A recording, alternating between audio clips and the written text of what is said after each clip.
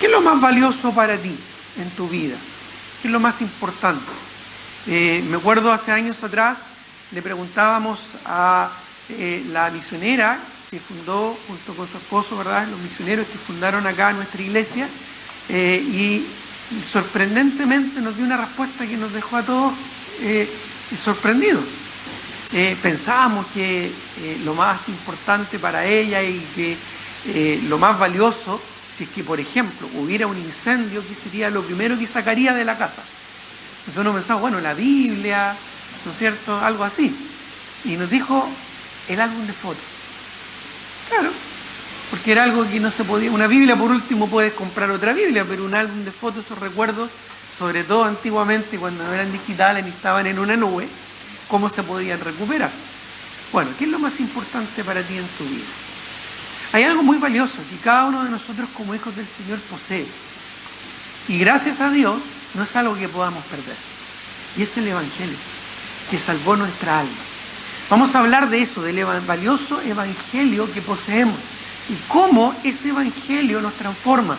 Pero también cómo ese Evangelio que nos transforma puede transformar la vida de otros cuando nosotros nos disponemos a compartirlo. Porque es un Evangelio poderoso, un Evangelio glorioso. Bueno, en el versículo 5, el apóstol Pablo está hablando de este Evangelio. Pues nuestro Evangelio, dice, no llegó a vosotros en palabras solamente. Ellos con su propio testimonio evidenciaron una transformación, un cambio en sus vidas, una diferencia en sus vidas. Y por lo tanto, ellos vieron, no solo escucharon, vieron un Evangelio vivo.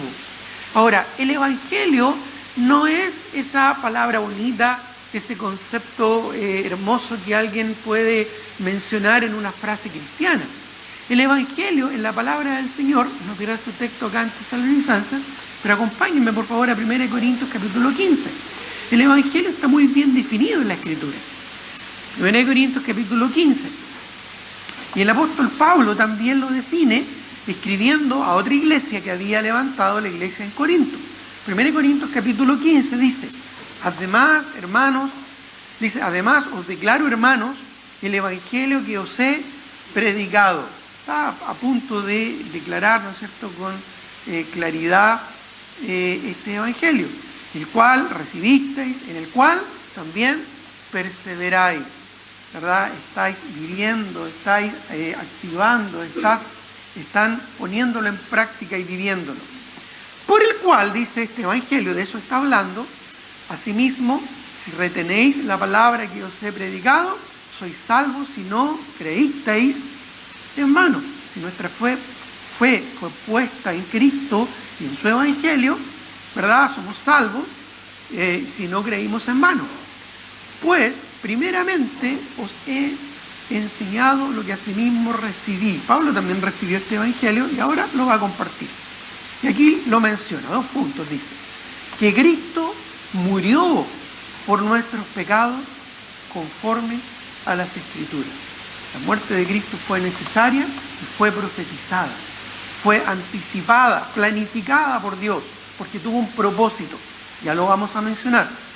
Nuevamente, dice que Cristo murió por nuestros pecados conforme a las Escrituras y que fue sepultado y que resucitó al tercer día conforme a las Escrituras. Este es el Evangelio, hermano. La muerte, sepultura y resurrección de Cristo para perdón de pecados, para vida eterna, conforme a las Escrituras.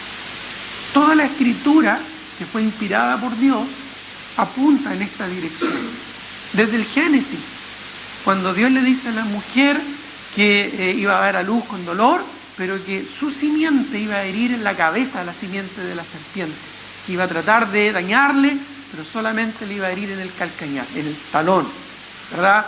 Pero Cristo, el descendiente perfecto, ¿verdad?, iba a dar un golpe mortal al ministerio de la iniquidad, un golpe mortal al pecado introducido al mundo a través de Satanás y el hombre, ¿no es cierto?, y que causó la muerte del ser humano. Cuanto el pecado entró en un hombre, ¿verdad?, y por él la muerte, así la muerte pasó a todos los hombres, por cuanto todos pecaron. Así es que ya desde el principio estaba establecido el cómo Dios iba a proveer salvación para la humanidad. Incluso ahí en Génesis, cuando como consecuencia de la caída Adán y Eva son expulsados del huerto perfecto que Dios creó para ellos por su pecado, ¿verdad? Dios incluso proveyó para ellos un cordero inocente, con el cual su piel, ¿verdad?, fue usada para vestir la vergüenza, cubrir la vergüenza de Adán y de Eva por el pecado que ellos habían cometido, estableciendo así también una pauta hacia el futuro de que un cordero sin mancha, inocente, debía morir para cubrir nuestra iniquidad. Y eso fue Cristo, como dijo Juan el Bautista, el profeta Juan el Bautista: he aquí el Cordero de Dios que quita el pecado del mundo. Fue el Cordero perfecto. No fue solo ese Cordero tipificado allá en el huerto con Adán y Eva, no fue solo ese Cordero tipificado por el holocausto y la ofrenda de un Cordero inocente después del arca que hizo Noé, no fue solo el Cordero establecido en la ley de Moisés que iba a cubrir y propiciar el pecado del pueblo, sino que iba a llegar Cristo a quitar el pecado, no a cubrirlo, a quitarlo, la propiciación perfecta, ¿ya? Cristo, el Cordero de Dios que quita el pecado del mundo. Este evangelio, ¿verdad?, de la muerte, sepultura, resurrección de Cristo, es el evangelio que nos da eterna vida. No son solo palabras bonitas de la Escritura, no son solo palabras inspiradoras, ¿verdad? Es un evangelio de muerte y resurrección. Un evangelio que nos libra de la condenación de la muerte y nos da una nueva vida en Cristo. Su muerte, sepultura y resurrección son esenciales y fundamentales para poder experimentar un nuevo nacimiento. No es una experiencia emocional, simplemente una experiencia con Cristo, una experiencia religiosa, una experiencia eclesiástica. Es realmente entender que estamos muertos en nuestros delitos y pecados, producto del pecado, y que solo Cristo, que murió en la cruz en nuestro lugar, nos puede dar vida eterna, porque Él resucitó al tercer día para darnos el perdón. Pero eso es que Pablo también a los romanos les declara, ¿verdad? Este evangelio está cerca de su corazón, en el cual también creímos allá en Romanos capítulo 10, que si confesares con tu boca que Jesús es el Señor y creyeres que Dios le levantó de los muertos, serás salvo. Porque con el corazón se cree para justicia, pero con la boca se confiesa para salvación. Cuando uno pone su fe en Cristo y en el evangelio de Jesucristo y su muerte sustituta, de su resurrección, entonces tenemos la bendición de recibir el evangelio salvífico, que nos da libertad de la condenación del pecado y nos da una nueva vida. A ese evangelio, volvamos a nuestro texto allá en Tesalonicenses, versículo 5, se refiere el apóstol Pablo. Nuestro evangelio no llegó a vosotros en palabras solamente, sino también en poder, en el Espíritu Santo. Así es que este evangelio valioso en primer lugar, es un evangelio poderoso. Es un evangelio poderoso. En primer lugar, de un gran poder transformador. Miren lo que dice, saltemos un poquito ahí, para que veamos, ¿verdad?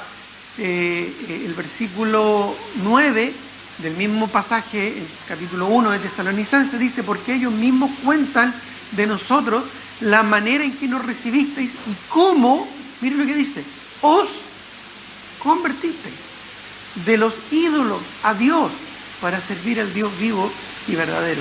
Una conversión genuina, un poder transformador. El evangelio te transforma.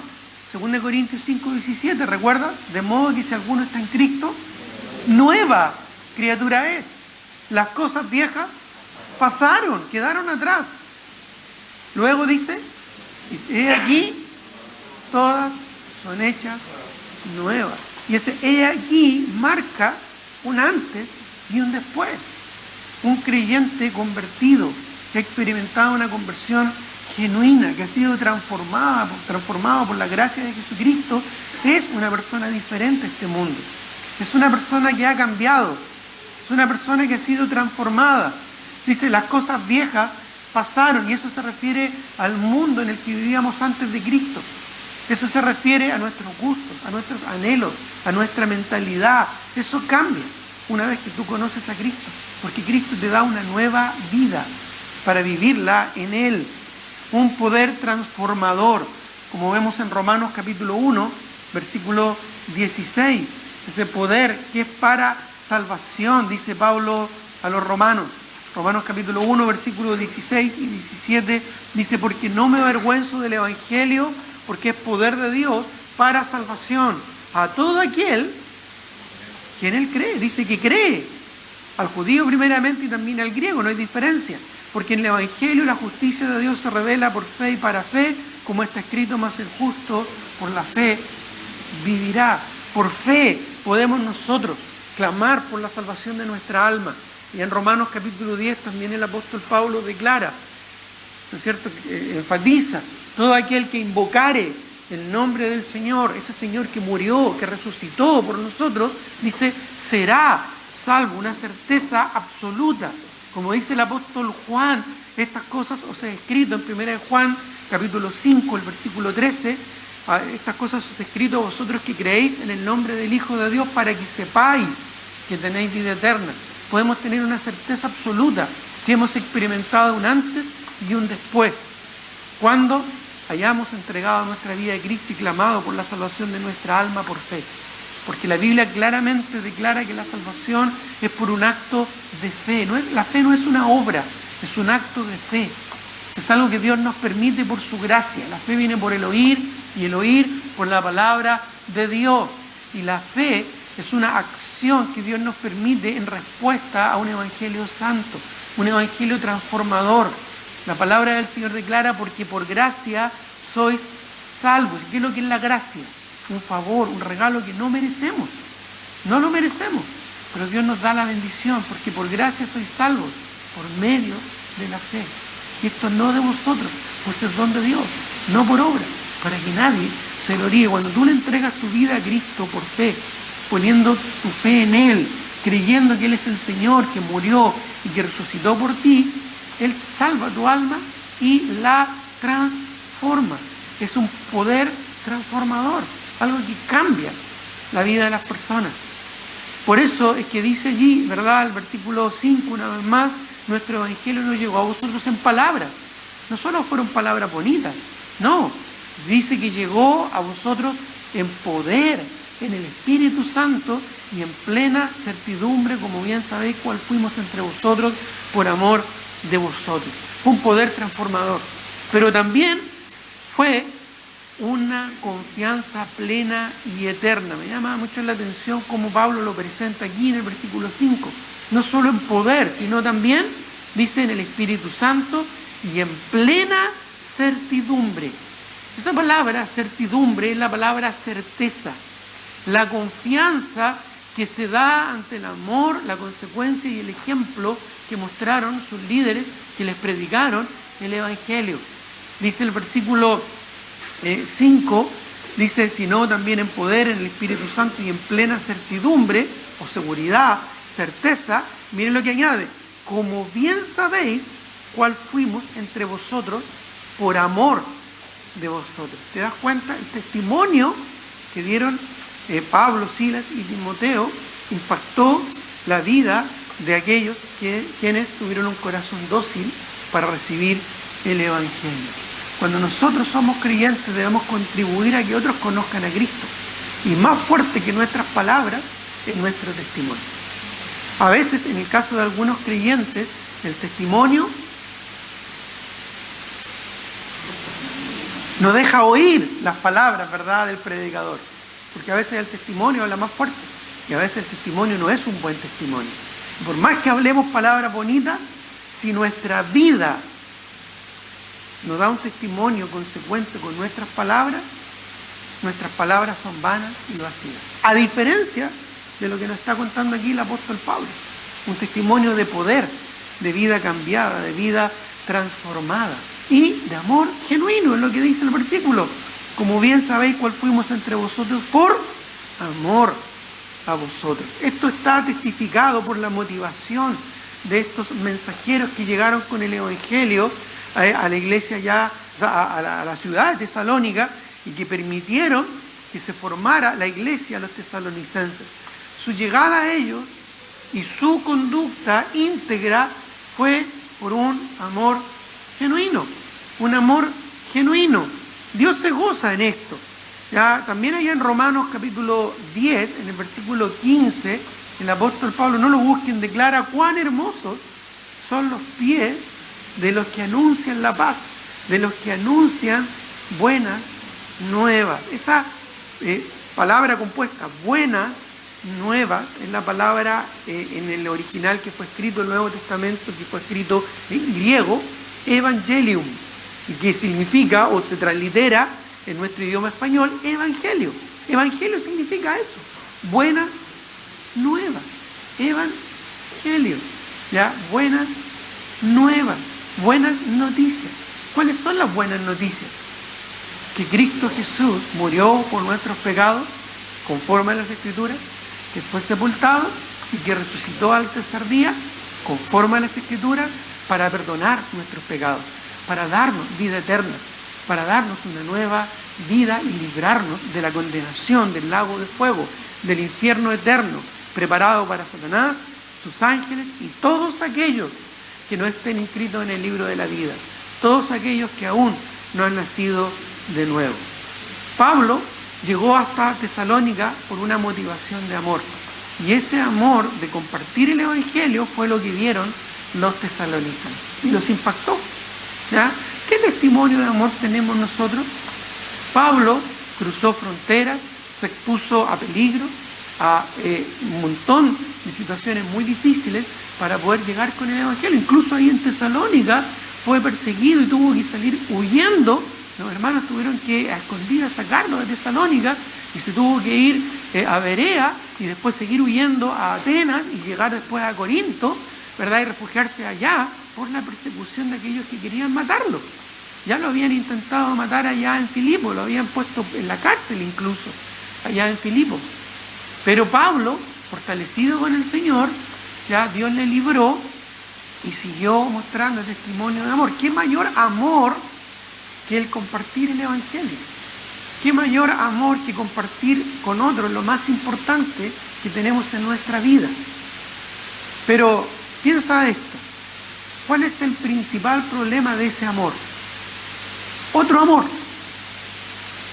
amor a uno mismo, el egoísmo. Porque a veces en nuestro egoísmo no compartimos el evangelio.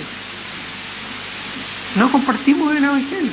Una pregunta, ¿le has hablado alguna vez del evangelio, estas buenas noticias, de lo que estamos hablando acá, a tus vecinos, en tu barrio, en tu pasaje, en tu calle, en tu departamento donde tú vives, los que están alrededor, siquiera saben que tú eres cristiano? ¿O simplemente eres de los que se queda calladito para no meterse en problemas? Si no estás dispuesto a meterte en problemas con el evangelio, eso es amor, pero amor a ti mismo. Eso se llama bíblicamente egoísmo, y eso es pecado. Pero si nosotros tenemos algo tan valioso, tenemos que compartirlo. Tenemos que buscar la manera de superar nuestra timidez, superar nuestras trancas, superar nuestras diferencias y poder llegar con el evangelio a aquellos que lo necesitan. ¿Qué motiva a un hombre o a una mujer dejar su familia, dejar su trabajo, dejar su oficio o su profesión, dejar de ganar dinero para poder dedicarse completamente a servir al Señor en el ministerio y aún ir a otro lugar y a otra cultura totalmente distinta, totalmente diferente a la que estás acostumbrado para llegar con el evangelio? Tal vez tú puedas pensar, amén, gloria al Señor por los misioneros que hacen esto. Bueno, y nosotros estamos dispuestos, estamos disponibles para que el Señor nos use. No, yo no. Ya, heme aquí y envíalo a Él. Pero no, a mí déjame tranquilo en mi trabajo, en mi metro cuadrado, en mi zona segura, yo estoy bien como estoy. ¿Cómo se llama eso? Egoísmo. Egoísmo. Aquí nosotros vemos una manifestación muy clara de amor, incluso amor sacrificial. No fue fácil para el apóstol Pablo, ¿verdad? Si bien estuvo 3 semanas predicando ahí en la sinagoga los sábados, ya después del tercer sábado, cuando los judíos se dieron cuenta ¿verdad? Que lo que él predicaba iba, no en contra, pero de alguna manera era diferente a lo que se predicaba en la sinagoga, en el judaísmo, ya lo echaron. Lo echaron. Ahí, siguió probablemente ahí en Tesalónica. No creo que haya estado solo 3 semanas, por el fruto que vemos posterior, ¿ya? Pero después lo empezaron a perseguir y después, ¿no es cierto?, los de Filipo lo siguieron, y después los de Tesalónica también, cuando se tuvo que huir a Berea. Vemos que fue difícil, pero él se sobrepuso a todo esto. ¿Por qué? Por amor al Señor y a las almas perdidas. Pablo es un tremendo testimonio de esto. Miren, no pierdan acá, pero en 2 Corintios 12:15, 2 Corintios capítulo 12, el versículo 15, dice la palabra de Dios: y con el mayor placer gastaré lo mío,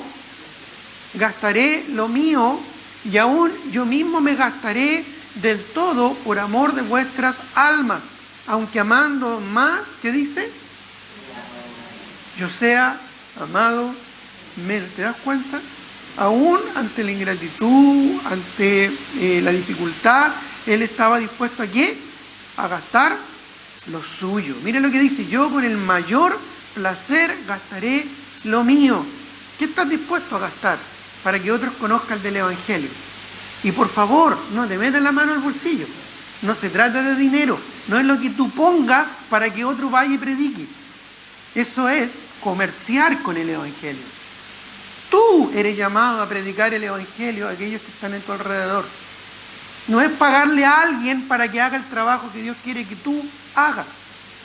El verdadero amor cristiano, el verdadero amor que llega a nosotros por el Evangelio de Jesucristo, nos transforma en evangelistas. De gracia recibimos, de gracia debemos dar. Y no te excuses de que no sabes, que no entiendes, que eres nuevito, porque lo que nosotros experimentamos es lo que compartimos. Es decir, solo tenemos que predicar lo que a nosotros nos salvó. Si tú eres salvo, ya sabes cómo entonces conociste a Cristo, ¿o no? Y eso tú tienes que compartirlo. Como dijo Moody, ¿verdad?, ilustrando el Evangelio, es simplemente un mendigo diciéndole a otro mendigo dónde encontrar pan. No es tan complicado, si es que realmente hemos experimentado la salvación de nuestra alma. Pero es algo que tenemos que hacer, es algo que tenemos que hacer, aún gastando lo nuestro, tiempo. Y a veces estamos tan ocupados en nuestras cosas, en este mundo, que no nos damos el tiempo. Recursos de lo nuestro, gastaré de lo mío, dice, aún yo mismo me gastaré en mi salud, en mi energía, en mis recursos, ¿verdad?, poniéndolos a disposición para que otros sean bendecidos con el Evangelio. Bueno, cuando llegó Pablo y la conducta que él mostró allá llegando a Tesalónica fue motivada claramente por el amor. El amor debe ser la motivación para todo servicio. El problema es que a veces amamos, pero no a los que están en nuestro entorno, a nuestro prójimo. Nos amamos a nosotros mismos. A veces nuestro amor es tan grande a nosotros mismos que nos cuidamos, nos protegemos, nos salvaguardamos, nos acomodamos, nos congratulamos, ¿verdad? Somos tremendamente condescendientes con nosotros mismos y olvidamos que tenemos un llamado de amor. Un llamado de amor. Todo parte no por nosotros, por Dios. No es que hayamos amado a Dios primero, Él nos amó primero y dio su vida por nosotros. Porque de tal manera amó Dios al mundo.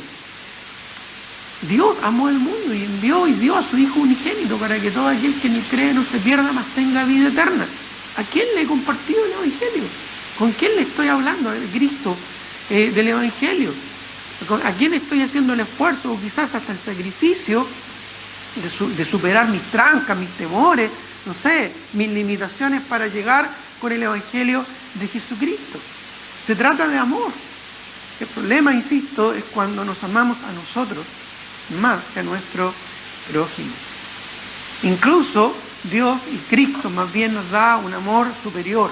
En el Antiguo Testamento la norma era: amarás a tu prójimo como a ti mismo. A veces nos amamos tanto a nosotros mismos que nos quedamos en nosotros mismos nomás. ¿Ya? Partimos por casa, como se dice.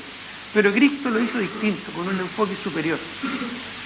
Debemos amar a los demás como Cristo nos amó. ¿Y cómo nos amó Cristo? ¿Cómo te amó Cristo? Piensa en esto, donde tú vives, en tu barrio, en tu calle, en tu pasaje, en tu departamento, en tu edificio, ¿ya? Piensa en esto. ¿Qué tuviste tú de especial para que Dios te amara y te diera la salvación? ¿Qué te diferencia a ti del resto de aquellos que están en ese edificio, en esa calle, en ese pasaje? En tu trabajo, en tus compañeros, en tu estudio. ¿Qué diferencia hay? Nada. Todos somos pecadores y nos estábamos rumbo al infierno, muertos de nuestros delitos de pecado. Pero Dios te amó, mostró su amor. Eso es algo que tenemos que compartir, como Pablo lo presenta aquí, ¿verdad? En el versículo 5. Ahora, el ser conscientes del valor de este evangelio, ya, el ser conscientes del valor de este evangelio, llevó a los tesalonicenses a varias conductas. Algo de esto ya vimos en algunas enseñanzas anteriores. Volvamos a nuestro texto, 1 Tesalonicenses capítulo 1. Por ejemplo, imitadores del liderazgo. ¿Ya? Verso 6. Y vosotros vinisteis a ser imitadores de nosotros y del Señor, recibiendo la palabra en medio de gran tribulación con gozo del Espíritu Santo. Entonces, lo primero que, la primera respuesta de los tesalonicenses, al ver el amor, el sacrificio, el compromiso de estos hermanos, Pablo, Silvano y Timoteo, ya que les predicaron el evangelio, la primera reacción fue imitarlos. Vinisteis a ser imitadores nuestros. Imitadores nuestros. Y eso es lo que ocurre cuando nosotros predicamos y compartimos el evangelio. Y a veces es por eso que no lo hacemos. Porque no queremos que nos imiten. Porque sabemos que estamos fallando, estamos dando un mal testimonio en algún área importante en nuestra vida. Si queremos pasar desapercibidos. Ya, esto es como cuando los centros de padres y apoderados escogen la directiva y algunos se esconden detrás de las cabezas para que no lo elijan a ellos. Así a veces somos como cristianos. Nos escondemos detrás porque no, es que yo no sé, es que yo no aquí y allá. Pero al final es una irresponsabilidad tremenda. Porque para eso fuimos salvados. Para compartir el evangelio. De gracia recibimos, de gracia debemos dar. No es una labor que le compete solo a algunos. No es una labor pagada para que solo algunos la hagan en nuestro lugar. Somos nosotros los llamados. Hay muchas personas que te rodean en tu trabajo que ninguno de nosotros que estamos acá, incluyéndome a mí como pastor, vamos a tener acceso. Solo tú. Solo tú. Tú las conoces, te desenvuelves con estas personas en tus estudios, en tu trabajo, en tu hogar, en tu familia, y tú eres la persona indicada para llegar a ellos con el evangelio. Ahora, si tomas el valor de este evangelio, como lo hicieron estos creyentes, vas a buscar discipularte, seguir el ejemplo de otros creyentes maduros en la fe. Pablo le daba mucha importancia a esto. Ya en 1 Corintios capítulo 11, versículo 1, muy rápido esto porque ya lo vimos hace un tiempo, 1 Corintios capítulo 11, el versículo 1, Pablo dice, sed imitadores de mí, así como yo de Cristo. ¿No es cierto? Y 1 Corintios, ¿ya? 1 Corintios capítulo 11, versículo 1. ¿Ya? Y 1 Corintios capítulo 4, versículo 16 también, me parece que ahí está. Dice, por tanto, os ruego que me imitéis. ¿Ya? Esta es la esencia de un verdadero discipulado, ser imitables, para que otros nos imitar, para que otros también nos imiten. Es lo que hizo Cristo. ¿Ya? Sigan mi ejemplo, les dijo el Señor. ¿Ya? Siempre citamos, ¿verdad?, en esto la estrategia que usó Cristo con sus discípulos, el verdadero discipulado. Yo hago, ustedes me miran. ¿Ya? Y ahí el Señor los llamó, ¿no es cierto?, y los llamó a ser pescadores de hombres. Ustedes me miran, yo hago. Después, yo hago y ustedes me ayudan. Así que los empezó a involucrar, ¿no es cierto?, ahí a alimentar las multitudes. Después, ok, ahora ustedes hacen y yo los ayudo. Así que los envió a predicar de dos en dos, les dio poder y autoridad. Pero después de eso les dijo, ahora ustedes hacen y yo los miro. ¿Verdad? Sigan ustedes. Y luego se fue al cielo y les dejó el Espíritu Santo para que continuaran con ese trabajo en forma permanente. un tremendo ejemplo de lo que es el discipulado. Esto es un mandato que nos da el Señor. Hebreos capítulo 13, versículo 7. Hebreos capítulo 13, el versículo 7 dice: acordaos de vuestros pastores que os hablaron la palabra de Dios, considerad cuál haya sido el resultado de su conducta e imitad su fe. Es un mandato, es un imperativo. Imitad su fe. Ahora, no nos podemos excusar en decir, que somos seres humanos, no somos perfectos. ¿Ya? No nos podemos excusar en eso. ¿Por qué? Porque Dios sabe que no somos perfectos. Dios sabe que nos vamos a equivocar, así que no se trata de ser perfecto y de no equivocarse. Es más, no tienes que ser perfecto para que otros te imiten. Simplemente tienes que tener un corazón consagrado. Porque el amor cubrirá multitud de pecados, dice la Escritura. Y eso es cuando nuestro corazón está conectado con el corazón de Dios. Entonces no se trata de ser perfecto. Porque a veces nuestro orgullo nos impide querer ser imitables porque tenemos temor a fallar. Y tenemos terror de que si nos equivocamos, otros vean que nos equivocamos. Eso es simplemente una autoestima egoísta. Tenemos que perderle el miedo a equivocarnos. Nos vamos a equivocar. Por eso es que Dios nos da 1 Juan 1:9, ¿o no? Si confesamos nuestros pecados, Él es fiel y justo para perdonar nuestros pecados y limpiarnos de toda maldad. Arreglamos cuentas con el Señor y cambiamos la conducta. Porque, ¿no es cierto?, el que encubre sus pecados no prosperará, pero el que los confiesa y se aparta, alcanzará misericordia. Con misericordia y verdad se corrige el pecado. Por lo tanto, tenemos que arreglar cuentas con el Señor. Pero aún así, somos llamados a ser imitadores y a ser imitables. Es un desafío que cada uno de nosotros debemos asumir. Miren lo que dice Pedro, el apóstol Pedro. Primera de Pedro, capítulo 5, versículo 3. Primera de Pedro, capítulo 5, el versículo 3, dice: no como teniendo señorío sobre los que están a vuestro cuidado, esto dice el apóstol Pedro a otros pastores, sino siendo ejemplo de la grey. Es lo que Pablo le dice también a Timoteo: sé ejemplo en palabra, conducta, amor, ¿no es cierto?, espíritu, fe y pureza. ¿Ya? Lo mismo vemos en Tito, capítulo 2, versículo 7. Pablo aquí hablando ahora a Tito. Tito, capítulo 2, versículo 7.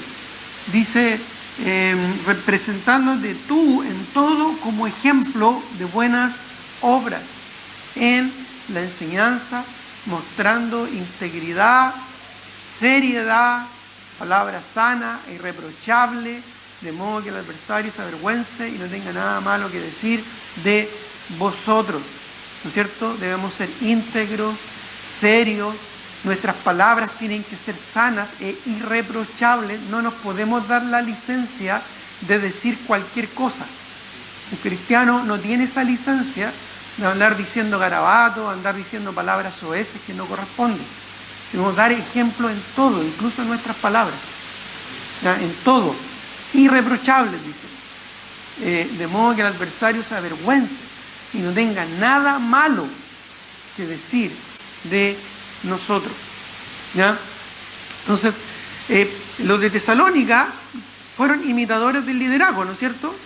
Dice el versículo 6, volviendo a nuestro texto, en 1 Tesalonicenses capítulo 1, versículo 6, y vosotros vinisteis a ser imitadores de nosotros, pero además dice, y del Señor. Fueron imitadores del Señor.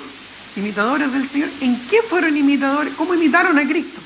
Ya, estos se convirtieron mucho tiempo después de incluso la muerte y ascensión de Cristo.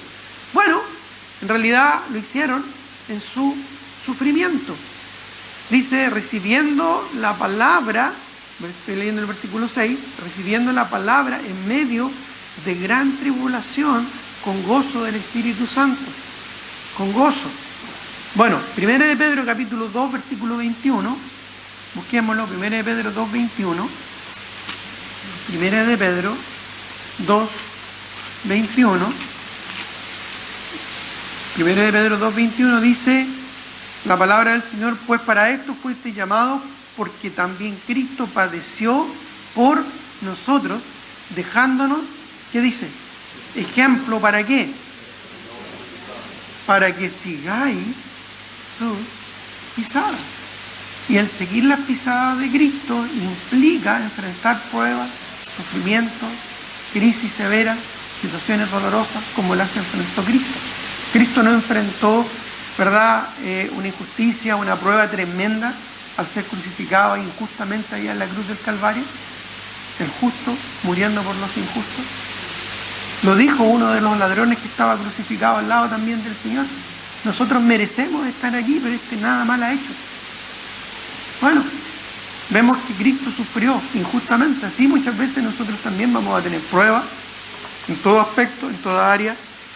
¿Cómo abordamos esas pruebas? ¿Con angustia o con gozo? Pero pastor, ¿cómo con gozo? Sí, con gozo.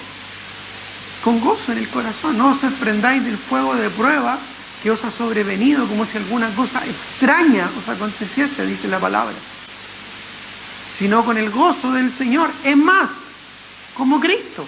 Miren lo que dice, acompáñenme por favor a Hebreos capítulo 12. Después de hablar en el capítulo 11 de todos los héroes de la fe, hombres y mujeres que dieron sus vidas, fueron incluso algunos torturados por Cristo hasta la muerte, en martirio y fidelidad, después de dar una tremenda lista de entrega, de sacrificio, ya, que hace palidecer a cualquier problema que nosotros podamos tener. Miren lo que dice el versículo 1 del capítulo 12. Por tanto, es decir, en conclusión de todo esto, de todo el testimonio que hemos visto aquí, por tanto, nosotros también,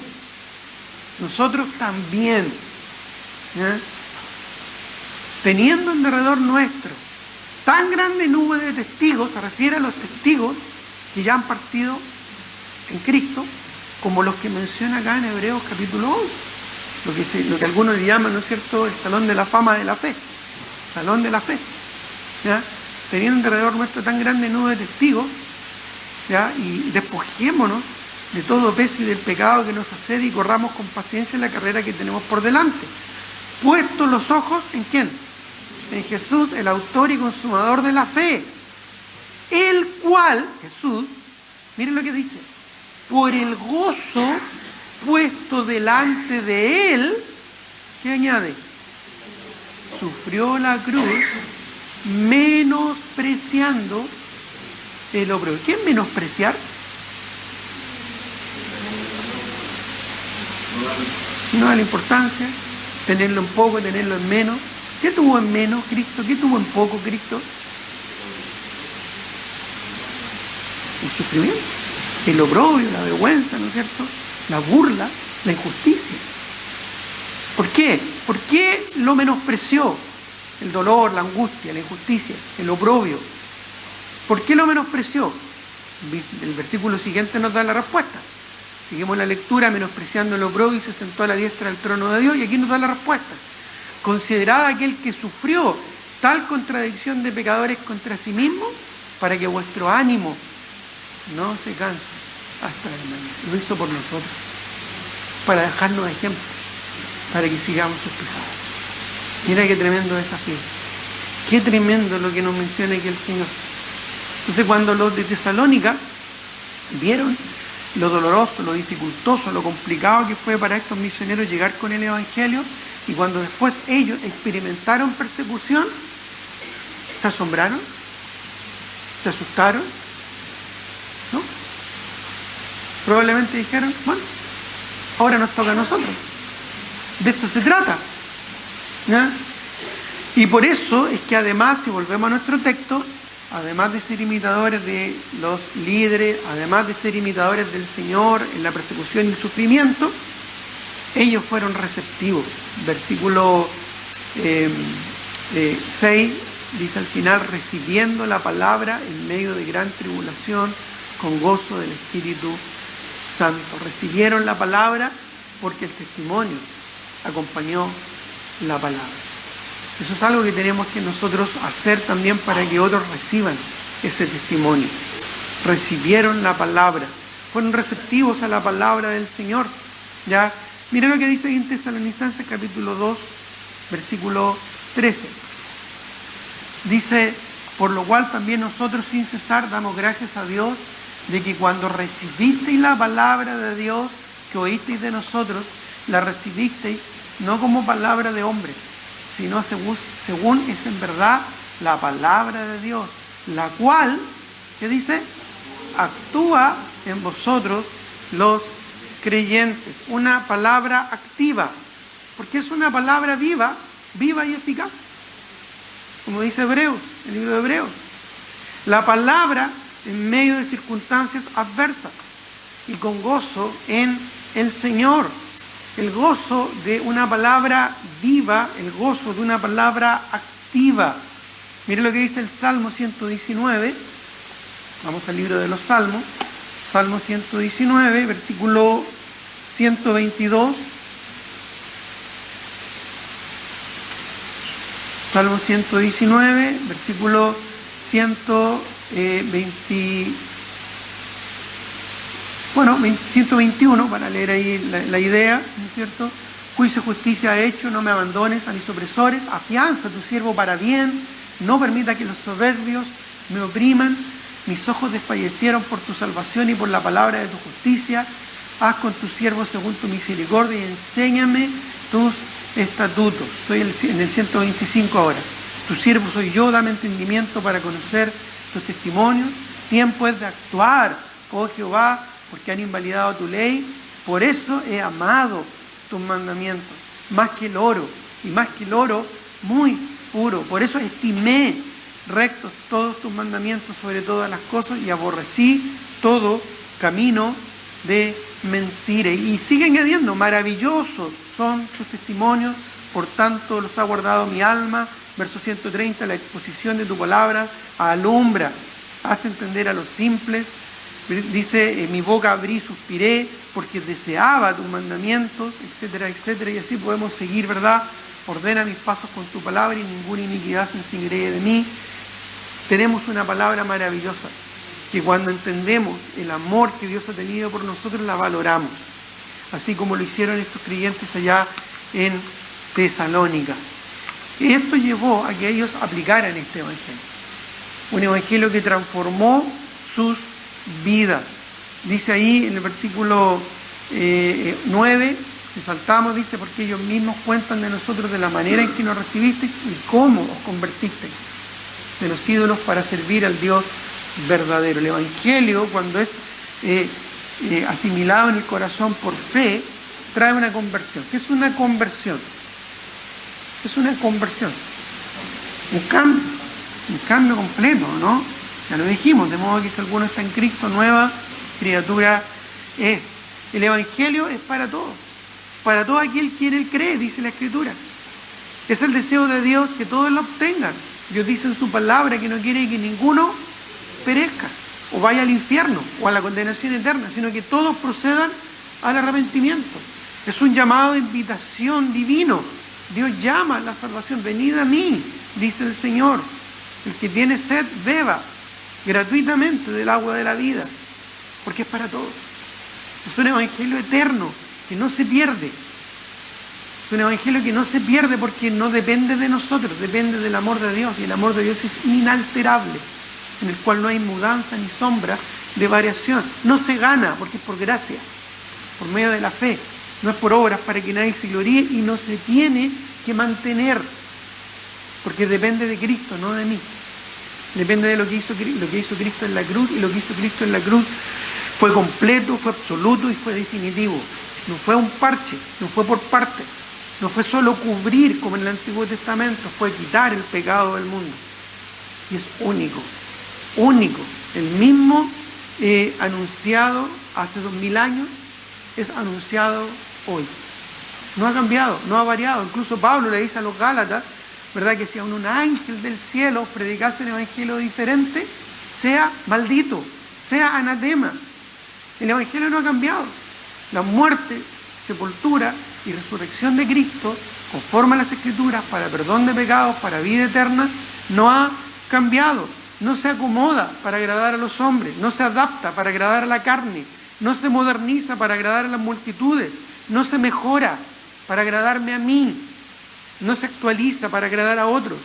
no se agota en su alcance, no se disminuye en su poder, no se diluye en su contenido, no se acomoda. Miren lo que dice Hechos 19, 18. Cuando Pablo también comenzó la iglesia allá en Éfeso, Hechos 19, 18, vemos también, al igual que lo que ocurrió en Tesalónica, una conversión tremenda. Hechos capítulo 19, versículo 18, dice: y muchos de los que habían creído, ya ahí en Éfeso, cuando Pablo también predicó ahí en Éfeso, muchos se convirtieron, como los de Tesalónica. Muchos de los que habían creído, ¿qué dice? Venían confesando y dando cuenta de sus hechos. Para aquellos que predican un evangelio donde solamente es algo personal, que solo tú y Dios puedes arreglar, ¿no es cierto?, con el Señor a solas, este versículo te lo contradice. Este versículo dice clarito que ellos venían confesando y dando cuenta de sus hechos, porque tenían un corazón contrito y humillado, y ya la vergüenza la habían dejado de lado. Eran sin vergüenza, pero porque Cristo había quebrantado sus corazones. Al corazón contrito y humillado no despreciarás tú, oh Dios. Así que la salvación no es un asunto solo individual y personal, es un asunto, ¿verdad?, que compete a otros que están también a tu alrededor. Puede que tú recibiste a Cristo sola y quebrantado de corazón, maravilloso, está bien, pero eso se tiene que notar y se tiene que contar. Otros también tienen que saber que tú te convertiste y tienen que ver esa diferencia, porque si no, se puede que quizás nunca haya sido salvo, quizás un convencido, pero no un convertido. Miren lo que dice acá: ellos llegaban confesando, dando cuenta de sus hechos, no tenían por qué hacerlo, ¿sí?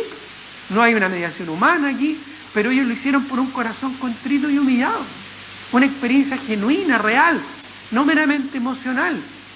Verso 19: asimismo muchos de los que habían practicado la magia, porque ahí en Éfeso se practicaba mucho la magia, sobre todo en aquellos días, trajeron los libros y los quemaron delante de todos. O sea, fue un cambio radical, no fue a medias, no fue así, ya voy a ir cambiando de a poco. No, hermano, eso de a poco, eso no va con el evangelio. De modo que si alguno está en Cristo, nueva criatura es. Las cosas viejas, nos dice, están pasando. O dice así, pasaron. He aquí, dice, he aquí, es decir, de aquí en adelante, todas son hechas nuevas. Si no hay un cambio, entonces porque no ha habido un cambio en tu corazón. El verdadero evangelio te transforma, te cambia.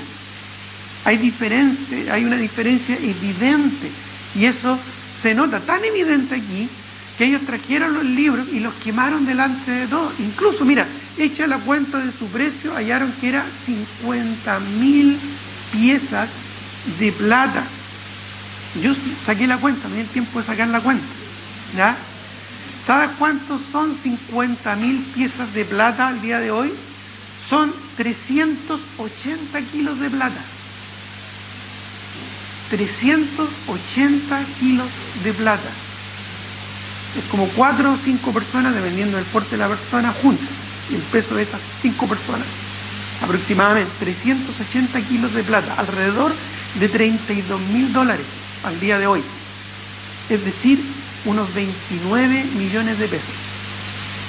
29 millones de pesos quemados para marcar un antes y un después. Y tanto que nos cuesta, ¿verdad?, a veces hacer cambios, o cortar relaciones, o cortar cosas que sabemos que no están bien para el Señor. Piensa en eso. Una conversión genuina, una conversión real, como dice acá en 1 Tesalonicenses, ¿no es cierto?, el capítulo 1, una conversión ejemplar. Finalmente dice ahí el versículo 7, de tal manera que habéis sido ejemplo a todos los de Macedonia y de Acaya que han creído. Porque partiendo de vosotros ha sido divulgada la palabra del Señor, no solo en Macedonia y Acaya, sino en todo lugar vuestra fe en Dios ha extendido, de modo que nosotros no tenemos necesidad de hablar nada. ¿Podemos ser nosotros citados como ejemplo? ¿Puedes tú ser citado como ejemplo? Mira, considera al hermanito tanto, su conversión. Mira, considera, cuando yo converso con alguien, considera a la hermanita tanto, su nueva vida en Cristo, su testimonio. Mira, fíjate en el hermano tanto. Y quizás tú puedas decir, no, pastor, a mí no me señale porque yo no quiero ser ejemplo. Ya explicamos ya que tenemos que ser ejemplares. No es opcional, somos cartas abiertas, leídas por todos, porque somos cristianos. ¿Eres un cristiano o no? ¿Sabes qué significa cristiano? Un pequeño Cristo. Somos representantes de Cristo. Pablo lo ilustra de otra manera, diciendo que somos embajadores en nombre de Cristo y debemos hablar del Evangelio de la reconciliación. Para eso estamos. Entonces no puedes decir, no, es que yo no. No es que si yo no, tú sí. Tenemos que ser ejemplares. Ese es el mensaje que vemos acá de este Evangelio transformador. Un Evangelio que cambia vida. Pero si tu vida ha sido cambiada por este Evangelio valioso, entonces ¿se nota? Porque se tiene que notar.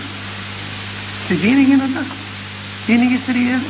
Me gozo tanto cuando veo creyentes que se convierten y lo primero que hacen, van a contarle a su familia. Y a veces su familia no es creyente. Y a veces veo la cara de las familiares y lo miran así como, ¿qué le pasó? Se volvió loco. Porque lo ven a los ojos y ven así como los ojos medios como desorbitados, así, gozoso en el Señor. Cristo me perdonó, me salvó, me dio vida nueva. Y lo ven así, ¿qué le pasó? ¿Qué le metieron? ¿Qué le lavaron el cerebro? No sé. Así debe pensar mucha familia de inconversa cuando a veces vemos creyentes que se convierten. Bueno, ¿y por qué no? Si es así. Ese es el Evangelio. Poder de Dios para salvación. Entonces, el llamado es seguir el ejemplo. Ese ejemplo que dieron los tesalonicenses no solo fue para Macedonia y Acaya, también es para Viña del Mar, también es para Valparaíso, Quilpué, ¿no es cierto? Limache, Olmué, de todos los lugares de donde somos, en Santiago, también es para nosotros hoy en día, para seguir su testimonio y para seguir su ejemplo. Vamos a terminar en oración.